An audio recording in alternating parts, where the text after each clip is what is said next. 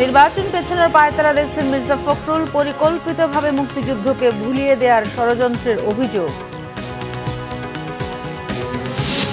বাগেরহাটে 4টি ও গাজীপুরে নির্বাচনী আসন 5টি থাকবে। নির্বাচন কমিশনের সিদ্ধান্ত অবৈধ বলে হাইকোর্টের রায়।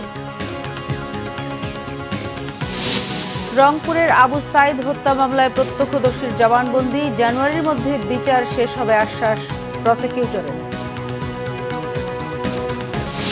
প্রজ্ঞাপন জারি না করা পর্যন্ত আন্দোলনে অটল প্রাইমারি শিক্ষকরা।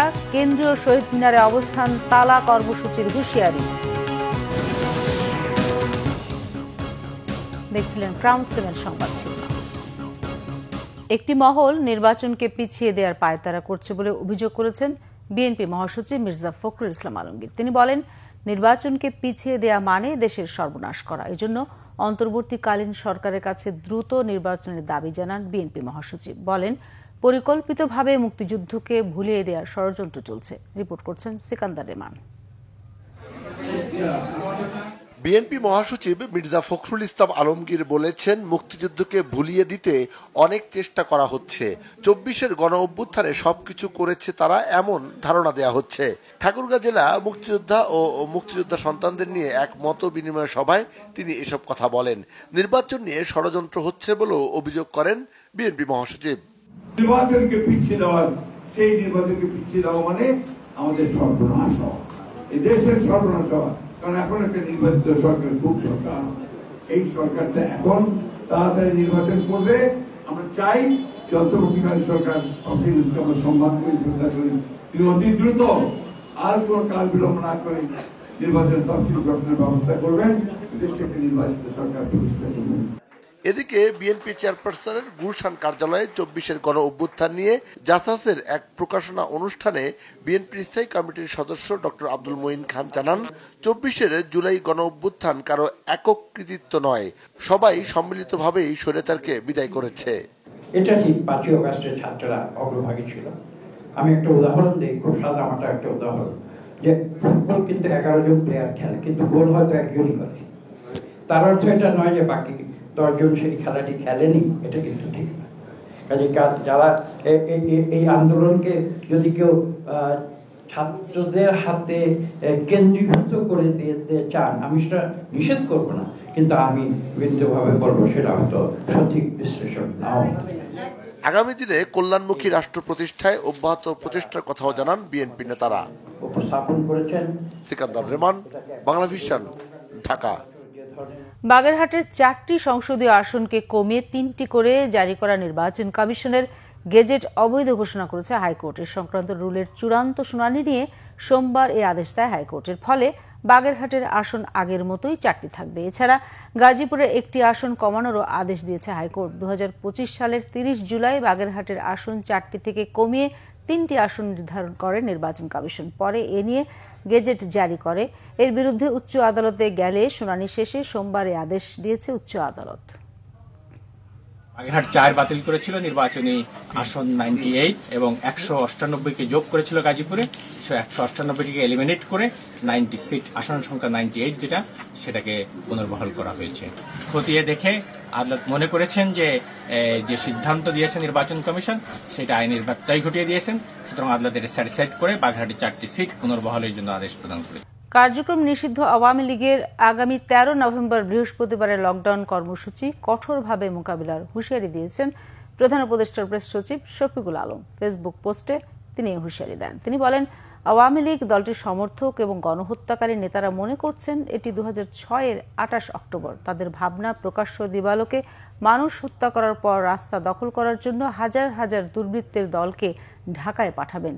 প্রেস সচিব বলেন, কিন্তু দুঃখের বিষয় এটি নতুন বাংলাদেশ। নিষিদ্ধ রাজনৈতিক বা সন্ত্রাসী সংগঠনগুলোর যে কোনো বিক্ষোভের চেষ্টা আইনের পূর্ণ শক্তির সঙ্গে মোকাবেলা করা হবে। বলেন, জুলাই বিপ্লবীদের ধৈর্য পরীক্ষা করাবেন না। মনে রাখতে হবে, ভয় ও দখলদারিত্বের সময় নেই। একটি গোষ্ঠীর সহায়তায় শেখ হাসিনা দেশকে অস্থির করে তোলার চেষ্টা চালাতে পারে বলে মন্তব্য করেছেন পরিবেশ ও বন ও জলবায়ু পরিবর্তন বিষয়ক উপদেষ্টা সৈয়দা রিজওয়ানা হাসান। এ ব্যাপারে জনগণকে আতঙ্কিত না হওয়ার আহ্বান জানিয়ে তিনি বলেন, সরকার সর্বোচ্চ শক্তি দিয়ে অস্থিরতা নিয়ন্ত্রণের চেষ্টা করবে। সোমবার সচিবালয়ে সাংবাদিকদের সঙ্গে আলাপকালে এসব কথা বলেন পরিবেশ উপদেষ্টা। তিনি জানান, জাতীয় জুলাই সনদ এবং গণভোট ইস্যুতে একমত হওয়ার জন্য রাজনৈতিক দলগুলোকে 7 দিন সময় দিয়েছিল সরকার, কিন্তু তারা একমত হতে পারেনি। এ বিষয়ে সম্ভাব্য সমাধান বের করে শিগগিরই জানিয়ে দেওয়া হবে। আলোচনার জন্য সরকারের দরজা সবসময় খোলা থাকলেও এ বিষয়ে নতুন করে আলোচনা হবে কিনা সে বিষয়ে স্পষ্ট কিছু জানাননি তিনি। রাজধানীতে বাসে আগুনের ঘটনা প্রসঙ্গে তিনি বলেন, পতিত সরকারের অশুভ শক্তি নানাভাবে জল ঘোলা করার চেষ্টা করছে। কেউ অস্থিরতা তৈরির চেষ্টা করলে সরকারও কঠোর হবে। জুলাই গণঅভ্যুত্থানের প্রথম শহীদ রংপুরের শিক্ষার্থী আবু সাইদ হত্যা মামলার বিচার কাজ জানুয়ারির মধ্যে শেষ হবে বলে জানিয়েছেন আন্তর্জাতিক অপরাধ ট্রাইব্যুনালের প্রসিকিউটর মিনহাজুল ইসলাম। আন্তর্জাতিক অপরাধ ট্রাইব্যুনাল 1-এ আবু সাইদ হত্যা মামলার 10ম দিনের সাক্ষ্য গ্রহণ শেষে তিনি এ তথ্য জানান। আজ প্রত্যক্ষদর্শী হিসেবে রেকর্ড করা হয় বেগম রোকেয়া বিশ্ববিদ্যালয়ের শিক্ষার্থী আকিব রেজা খানের জবানবন্দি। এদিকে ট্রাইব্যুনাল 1-এ জুলাই আন্দোলনে রামপুরায় ছাদের কার্নিশে ঝুলে থাকা ব্যক্তিকে গুলি করা সহ 2 জনকে হত্যা মামলায় ডিএমপির সাবেক কমিশনার হাবিবুর রহমান সহ 5 জনের বিরুদ্ধে 5ম দিনের সাক্ষ্য নেওয়া হয়। প্রজ্ঞাপন জারি না করা পর্যন্ত আন্দোলন চালিয়ে যাবার ঘোষণা দিয়েছেন সরকারি প্রাথমিক বিদ্যালয়ের সহকারী শিক্ষকরা। কেন্দ্রীয় শহীদ মিনারে চলছে তাদের টানা 3য় দিনের অবস্থান কর্মসূচি। বেতন 10ম গ্রেডে উন্নীত করা সহ 3 দফা দাবি না মানলে তালা কর্মসূচি পালনের হুঁশিয়ারি দিয়েছেন তারা। বিস্তারিত জানাচ্ছেন জিয়া খান। শনিবার থেকে টানা 3য় দিনের আন্দোলনে সরকারি প্রাইমারি স্কুলের সহকারী শিক্ষকরা বেতন 10ম গ্রেডে উন্নতি করা সহ 3 দফা দাবি মানতে সরকারকে বাধ্য করতে চান তারা। আমাদের দাবি হলো 10ম গ্রেড সহকারী শিক্ষকদের এন্ট্রি ধরে 15 বছর হয়ে গেছে, এখনো প্রথম উচ্চতর গ্রেডটাই পাইনি। আমাদের 10 এবং 16 বছরের যে গ্রেড চেঞ্জ সেটা সরকার বিভিন্ন রকম প্রহসন দিয়ে সেটা বন্ধ করে রাখছে। প্রাথমিক ও গণশিক্ষা সচিবের আশ্বাস নয়, চান তাদের দাবির বাস্তবায়ন। স্নাতক যারা পাশ করে তারা কিন্তু 10ম গ্রেডে চাকরি করছে, প্রত্যেক ডিপার্টমেন্টে আছে, শুধু আমাদের প্রাথমিক শিক্ষা মন্ত্রণালয়ে এই বৈষম্য। আমরা শিক্ষক, আমরা শ্রেণীকক্ষে পাঠদান করতে আগ্রহী এবং আমরা সেখানে ফিরে যেতে চাই। আর যদি আমাদের কোনো প্রজ্ঞাপন না আসে তাহলে আমরা কঠোর কর্মসূচি গ্রহণ করব, প্রয়োজনে আমরা তালা কর্মসূচি গ্রহণ করব। 13তম গ্রেডে থাকা দেশের প্রায় 4.25 লাখ সহকারী শিক্ষক তুলে ধরেন অমানবিক জীবনের গল্প। 2015 সালের পে স্কেল দিয়ে আজকের এই 2025 সালে কি সংসার চালানো সম্ভব? প্রতি মাসে ঋণ থাকে আমাদের সন্তানদের শিক্ষা ভাতা 500 টাকা। আমার 2 সন্তান পড়াশোনা করে, এক সন্তানের পেছনে আমার 8 থেকে 10,000 টাকা খরচ। আমরা এখানে সবাই স্নাতকোত্তর এবং বিভিন্ন বিশ্ববিদ্যালয় থেকে পড়ুয়া শিক্ষকরা আমাদের সাথে চাকরিতে আছে, কিন্তু একটা ড্রাইভারের চেয়ে নিচে বেতন পাই। এটা কি আমাদের কি পরিমাণ মেন্টাল টর্চার? দাবি দ্রুত বাস্তবায়ন না হলে কঠোর আন্দোলনে যাবার হুঁশিয়ারি তাদের। আমরা মানতে বাধ্য করব, কারণ এটা আমাদের অধিকার। আমরা এখানে না খেয়ে জীবন দেব, তারপরে এখান থেকে আমরা কোথাও চলে যাব না। শিক্ষকরা বলেন, দাবিগুলো শুধু বেতনের নয়, প্রাথমিক শিক্ষার ভিত্তি মজবুত এবং পেশাগত মর্যাদারও। জিয়া খান, বাংলা ভিশন, ঢাকা। মঙ্গলবারের সমাবেশ থেকে দেশ ও জাতিকে নির্দেশনা দেবে জামায়াত। সরকারের জন্য থাকবে একটি বার্তা, জানিয়েছেন জামায়াত ইসলামী সহকারী সেক্রেটারি জেনারেল হামিদুর রহমান আজাদ। বিকেলে ব্রিফিং এ কথা জানান তিনি। এবার ওনারা প্রকাশ্যে এটা বলে দিলেন যে আমরা জামাতের সাথে বসবো না, ভালো কথা। তা আমরাও প্রকাশ্যে বলে দিলাম যে আপনারা ডাকেন, আমরা যাব। তো ওনারা সেই ডাকটা দিতে পারেন না। সংবিধানের কথা যে আপনারা ওঠাচ্ছেন, এই সরকার কি সংবিধানের ভিত্তিতে গঠিত হয়েছে? তাহলে আপনি সরকার অবস্থান কোথায় যাবে? সুতরাং এই জায়গায় হাত দিতে গেলে বহু ধরনের জটিলতা তৈরি হবে। তো কারো যদি স্বচ্ছ পরিচ্ছন্ন মন মানসিকতা দেশের জন্য, দেশের ভবিষ্যতের জন্য তৈরি হয়, মৌলিক সংস্কারের দিকে এসে আসলে আমাদের সমাধানের দিকে যেতে হবে। জটিলতা তৈরি করা, সংবিধানের প্রসঙ্গে নেই, সমাধানের পথকে রুদ্ধ করে দেয়া, আলটিমেটলি তারা ফেব্রুয়ারিতে নির্বাচন চায় কিনা এই প্রশ্ন তৈরি হয়ে যাবে। জুলাই সনদ বাস্তবায়ন ও সংবিধান বিষয়ে সৃষ্ট বর্তমান রাজনৈতিক সংকট সরকার তৈরি করেছে বলে অভিযোগ করেছেন নাগরিক ঐক্যের সভাপতি মাহমুদুর রহমান মান্না। গণতন্ত্রের প্রতীক শহীদ নূর হোসেন দিবস উপলক্ষে সোমবার সকালে ঢাকা রিপোর্টার্স ইউনিটিতে আয়োজিত আলোচনা অনুষ্ঠানে কথা বলেন তিনি। বলেন, নির্বাচন হবে কিনা সে প্রশ্নে প্রধান উপদেষ্টা দিন দিন তার জনপ্রিয়তা হারিয়ে ফেলছেন। মাহমুদুর রহমান মান্না আরও জানান, সরকারকে এই দায়িত্ব নিয়ে রাজনৈতিক দলগুলোর সাথে আলোচনার ভিত্তিতে জুলাই সনদ বাস্তবায়ন ও সংবিধান সংস্কার বিষয়ে উদ্ভূত সমস্যার সমাধানে আসতে হবে। গণতন্ত্র প্রতিষ্ঠা রুখে দিতে এখনও ষড়যন্ত্র চলছে, তবে দেশের মানুষ তা বাস্তবায়ন হতে দেবে না বলেও মনে করেন ডাকসুর সাবেক এই ভিপি। দেশের স্বার্থের ক্ষতি করে কাউকে বন্দর অপারেশন করতে দেওয়া হবে না বলে জানিয়েছেন নৌ পরিবহন উপদেষ্টা অবসরপ্রাপ্ত brigadier general doctor M Sakhawat Hossain. চট্টগ্রামের লালদিয়া কন্টেইনার টার্মিনাল উদ্বোধনকালে তিনি কথা বলেন। নৌ উপদেষ্টা বলেন, বন্দর নিয়ে অনেক কথা বলছেন, উন্নতি করতে হলে প্রযুক্তি, বিনিয়োগ ও দক্ষতা দরকার। বন্দরকে ঘিরে 4 থেকে 5 বিলিয়ন ডলার পর্যন্ত বিনিয়োগের সম্ভাবনা রয়েছে। উন্নত দেশের বেশিরভাগ বন্দর বেসরকারি অপারেটরদের মাধ্যমে পরিচালিত হয়, সরকারও সেই পথে এগোচ্ছে বলে জানান তিনি আরও বলেন, যারা ব্যবসা করেন তাদের জন্য লালদিয়ার চর টার্মিনাল বড় সুযোগ। এতে বন্দরের সক্ষমতা আরও বাড়বে। একসঙ্গে 10,000 কন্টেইনার সংরক্ষণের ব্যবস্থা থাকবে।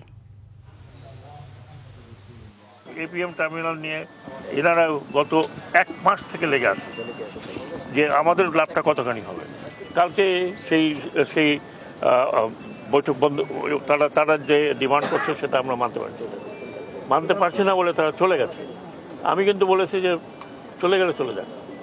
আমি আমাদের দেশের ক্ষতি করে বা আমার বন্দরদের আর্নিং ক্ষতি করে এপিএম টার্মিনাল কেন, যে কোনো টার্মিনাল অন্য আরও বড় শক্তি আসলে আমরা দেবো না। এটা আমি তো ভাই, আপনারা আমাকে ভালো করে চেনেন না, আমার লেখালেখি আপনারা পড়েছেন। আমি বাংলাদেশের বাইরে আর কোনো কিছু চিন্তা করি না। জাতীয় নির্বাচন সামনে রেখে ব্যানার পোস্টারে রঙিন হয়ে উঠছে রংপুর। এরই মধ্যে ভোটারদের দ্বারে দ্বারে ছুটছেন মনোনীত প্রার্থী ও নেতাকর্মীরা। দলের ইমেজ কাজে লাগিয়ে নিজেদের গ্রহণযোগ্যতা বাড়াতে দিন রাত যাচ্ছেন মানুষের কাছে। নির্বাচন নিয়ে উদ্দীপনা দেখা গেছে ভোটারদের মধ্যে। রংপুর থেকে জুয়েল আহমেদের রিপোর্ট, ক্যামেরায় ছিলেন শাহনিয়াজ জনি।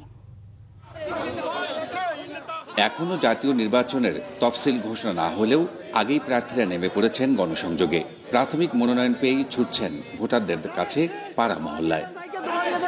রংপুর 3 আসনে ধানের শীষের প্রার্থী শামসুজ্জামান শামু এবং রংপুর 4 আসনে এমদাদুল হক ভরসা।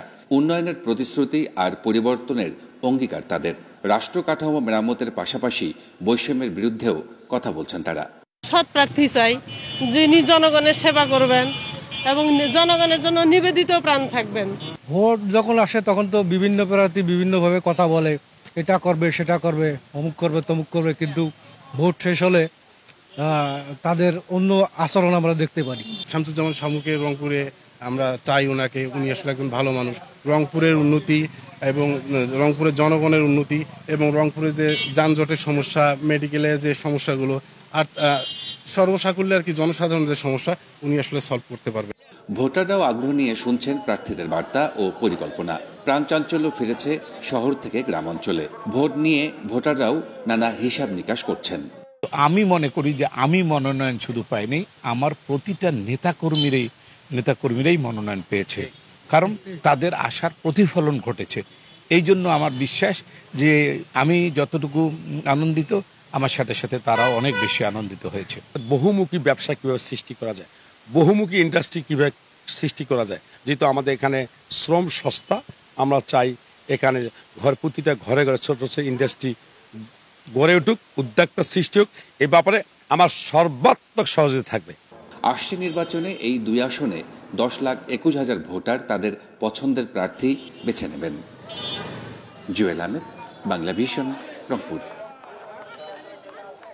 দেশ ও জাতি গঠনে কোর অফ সিগন্যালসের গৌরবোজ্জ্বল ঐতিহ্য তুলে ধরার পাশাপাশি দেশের সেবায় বিভিন্ন উন্নয়নমূলক কর্মকাণ্ডের প্রশংসা করেছেন সেনাবাহিনী প্রধান জেনারেল ওয়াকারুজ্জামান। দুপুরে যশোর সেনানিবাসে সিগন্যাল ট্রেনিং সেন্টার অ্যান্ড স্কুলে কোর অফ সিগন্যালসের বাৎসরিক অধিনায়ক সম্মেলনে অংশ নেন তিনি। কোরের প্রযুক্তিগত উন্নয়ন, গবেষণা, পেশাগত দক্ষতা বৃদ্ধি ও ভবিষ্যৎ পরিকল্পনা সহ বিভিন্ন বিষয়ে কোর অফ সিগন্যালসের অধিনায়ক ও অন্যান্য কর্মকর্তাদের সাথে মত বিনিময় করেন। মহান স্বাধীনতা যুদ্ধে আত্মদানকারী সেনানী সহ সকল বীর মুক্তিযোদ্ধাদের শ্রদ্ধার সাথে স্মরণ করেন। সেনাবাহিনী প্রধান বেলা 12:30টার দিকে STC&S এর অনুষ্ঠানস্থলে পৌঁছালে আর্মি ট্রেনিং অ্যান্ড ডক্ট্রিন কমান্ডের জিওসি, ৫৫ পদাতিক ডিভিশনের জিওসি ও যশোর অঞ্চলের এরিয়া কমান্ডার এবং STC&S এর কমান্ড্যান্ট তাকে অভ্যর্থনা জানান।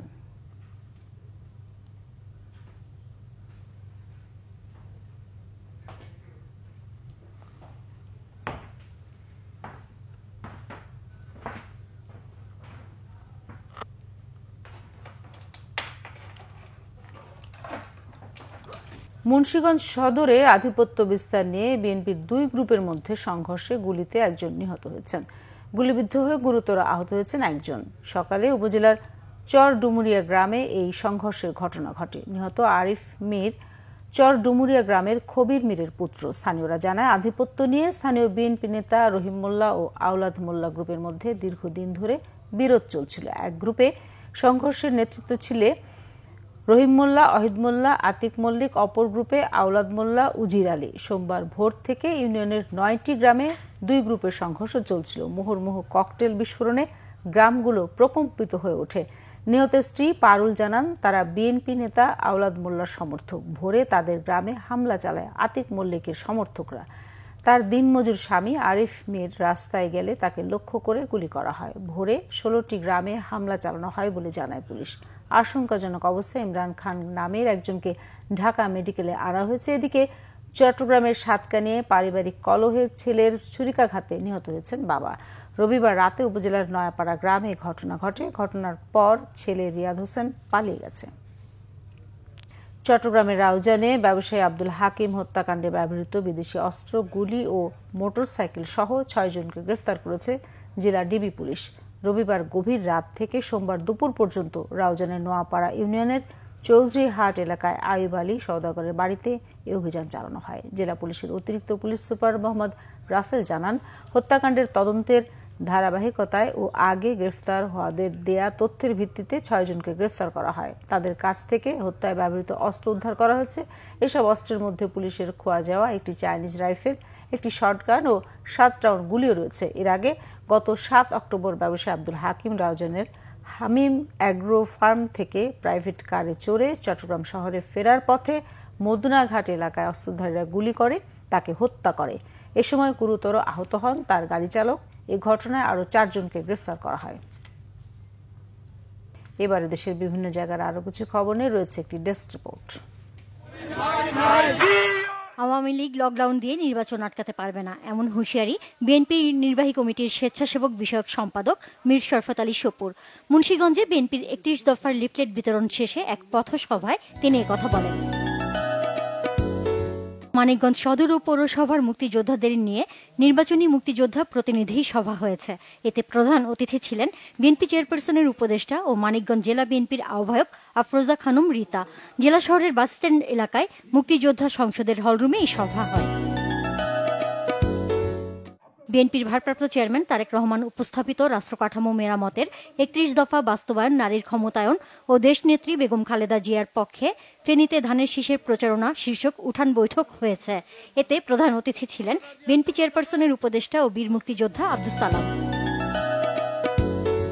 বিএনপির ভারপ্রাপ্ত চেয়ারম্যান তারেক রহমান ঘোষিত রাষ্ট্রকাঠামো মেরামতে ৩১ দফা দাবি বাস্তবায়নে গাইবান্ধা জেলা বিএনপির সহসভাপতি ফারুক কবির আহমেদের নেতৃত্বে লিফলেট বিতরণ ও পথসভা হয়েছে। পরে পারগয়রা বালিকা বিদ্যালয় মাঠে জাতীয় বিপ্লব ও সংহতি দিবসের অনুষ্ঠানে প্রধান অতিথির বক্তব্য রাখেন তিনি। খাগড়াছড়ি আসনে বিএনপি মনোনীত প্রার্থী ওয়াদুদ ভুইয়ার সমর্থনে জেলার বিভিন্ন জায়গায় ডোর টু ডোর কর্মসূচির আওতায় প্রচারণা চালিয়েছে নেতাকর্মীরা। ঢাকা কলেজের সাবেক ছাত্রদল সভাপতি, ঢাকা মহানগর দক্ষিণ যুবদলের সাবেক যুগ্ম সাধারণ সম্পাদক ও নিউ মার্কেট থানার যুগ্ম আহ্বায়ক আনোয়ার হোসেন টিপুকে সংবর্ধনা দেয়া হয়েছে লক্ষ্মীপুরে দালাল বাজার ডিগ্রি কলেজ মাঠে। ১৫ বছর পর নিজ জেলায় গেলে তাকে সংবর্ধনা দেয়া হয়। প্রধান অতিথি ছিলেন বিএনপির চেয়ারপারসনের উপদেষ্টা ও সাবেক এমপি আবুল খায়ের ভুইয়া। নাটোর শহরের আলাইপুরে জেলা বিএনপির কার্যালয়ে এক মতবিনিময় সভা হয়েছে। এতে বক্তব্য রাখেন শহীদ মীর মুগ্ধের ভাই মীর মাহবুবুর রহমান স্নিগ্ধ। বলেন, বাংলাদেশ পরিবর্তনের সময় এসেছে এখন। বরিশাল ৩ আসনে অ্যাডভোকেট জয়নাল আবেদিনকে মনোনয়ন দেওয়ার দাবিতে সংবাদ সম্মেলন হয়েছে। নগরের কীর্তনখোলা মিলনায়তনে এই সংবাদ সম্মেলন করেন স্থানীয় বিএনপি নেতাকর্মীরা। বিএনপির ভারপ্রাপ্ত চেয়ারম্যান তারেক রহমান ঘোষিত রাষ্ট্র কাঠামো মেরামতের 31 দফা বাস্তবায়নে রংপুরে প্রচার মিছিল করেছে মহানগর বিএনপি। স্থানীয় জিলা স্কুল মোড় থেকে বের হওয়া প্রচার মিছিলে নেতৃত্ব দেন মহানগর বিএনপির যুগ্ম আহ্বায়ক অ্যাডভোকেট মাহফুজুন নবী ডন। বিএনপির নির্বাচনী সমাবেশ হয়েছে ময়মনসিংহের ঈশ্বরগঞ্জ সরকারি কলেজ মাঠে। এতে বক্তব্য রাখেন ময়মনসিংহ ৮ ঈশ্বরগঞ্জ আসনে বিএনপি মনোনীত প্রার্থী উপজেলা বিএনপির আহ্বায়ক প্রকৌশলী লুৎফুল্লাহেল মাজেদ বাবু। নোয়াখালী ৫ কোম্পানিগঞ্জ কবিরহাট আসনে হত্যা মামলার আসামিদের সঙ্গে নিয়ে নির্বাচনী প্রচারণা চালানোর অভিযোগ তুলে বিএনপি মনোনীত প্রার্থীর বিরুদ্ধে বিক্ষোভ ও সমাবেশ করেছেন দলের একাংশের নেতাকর্মীরা। কোম্পানিগঞ্জ উপজেলার চর এলাহি বাজারে বিক্ষোভ মিছিল শেষে স্থানীয় গফুরিয়া মডেল মাদ্রাসা মাঠে সমাবেশ করেন তারা। বিপ্লব ও সংহতি দিবস উপলক্ষে ফরিদপুরের ডক্টরস অ্যাসোসিয়েশন অব বাংলাদেশ ড্যাবের উদ্যোগে আলোচনা সভা ও দোয়া মাহফিল হয়েছে। শহরের ঝিলটুলির বিএমএ ভবনে এই সভায় সভাপতিত্ব করেন ড্যাবের জেলা আহ্বায়ক ডাক্তার মোস্তাফিজুর রহমান শামীম। গাজীপুরের ছোট দাউরা অগ্রণী উচ্চ বিদ্যালয়ে চলমান শহর প্রতিরক্ষা বাহিনীর মৌলিক প্রশিক্ষণে ৩য় ধাপের প্রশিক্ষণার্থীদের সাথে মতবিনিময় করেছেন আনসার ও গ্রাম প্রতিরক্ষা বাহিনীর মহাপরিচালক মেজর জেনারেল আব্দুল মোতালেব সাজ্জাদ মাহমুদ। পরে জেলা আনসার ভিডিপি কার্যালয়ে মতবিনিময় সভায় যোগ দেন তিনি। চরের মানুষের জীবনমান উন্নয়নে চর বিষয়ক মন্ত্রণালয়ের দাবিতে মানববন্ধন ও সমাবেশ হয়েছে কুড়িগ্রামে। যাত্রাপুরের দুর্গম চরকালীর আলগায় ব্রহ্মপুত্র তীরে এই কর্মসূচিতে বক্তব্য রাখেন জেলা চর উন্নয়ন কমিটির সভাপতি অধ্যাপক শফিকুল ইসলাম বেবু ও অন্যান্যরা। খাগড়াছড়িতে মাধ্যমিক বিদ্যালয়ের শিক্ষার্থীদের অংশগ্রহণে জেলা পর্যায়ে আন্তঃস্কুল বিতর্ক প্রতিযোগিতা শুরু হয়েছে। খাগড়াছড়ি সরকারি উচ্চ বিদ্যালয় অডিটোরিয়ামে 3 দিনব্যাপী এই প্রতিযোগিতার উদ্বোধন করেন জেলা প্রশাসক ABM Iftekharul Islam Khandakar. Nazneen Akhter, Bangla vision, news desk. দর্শক, এই ছিল এখনকার মতো। বড় সংবাদ সন্ধ্যার 7:30টায় দেখার আমন্ত্রণ রইল। এছাড়া বাংলা ভিশন সংবাদ ও সংবাদ সংশ্লিষ্ট অনুষ্ঠান দেখতে ভিজিট করুন www.bvnews24.com ও facebook.com/banglavisionnews এবং সাবস্ক্রাইব করুন youtube.com/banglavisionnews। ধন্যবাদ সবাইকে এতক্ষণ সাথে থাকার।